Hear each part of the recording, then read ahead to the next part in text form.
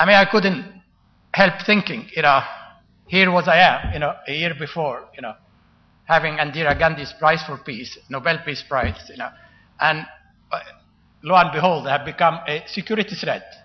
But I've become a security threat to a regime that needed to go. At the end, they went as far as issue a fatwa that, that my life is disposable because, according to some distorted, obviously quite distorted interpretation of, I don't think even I call it religion, that if you are against the ruler, and if you don't obey the ruler, your life is dispensable. As it turned out last week, that sheikh was part of the security system, so we know where the fatwa was coming from. Triggering the revolution, however, was in a way, absolutely a miracle, but with the easy part. The difficult part we are going now is to how to manage the revolution, and how to make sure that this all energy that's coming out is channeled in the proper way, and that we go through a transitional period that would lead us to where you are today, a true democracy and not a sham democracy. The army took over they said they want to stay in power for 6 months.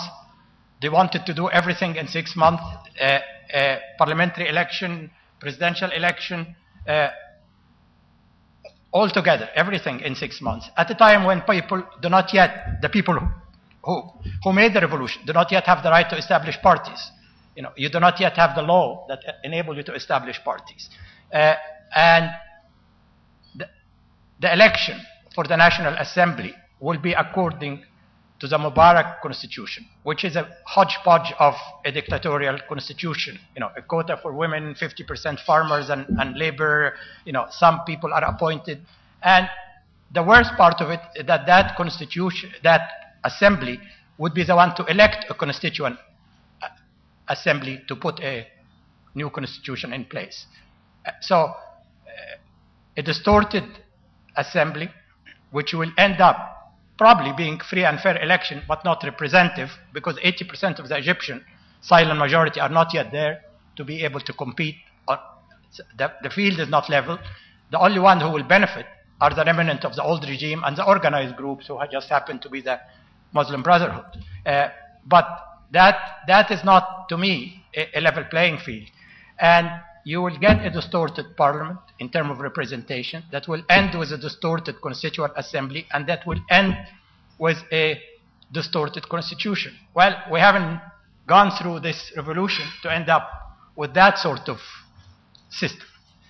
Tomorrow we are having a referendum on some of these amendments, so-called, to the constitution, but you're just minutia. It allows more people to run for president. It allows judicial supervision, but it doesn't talk about the imperial power of the president.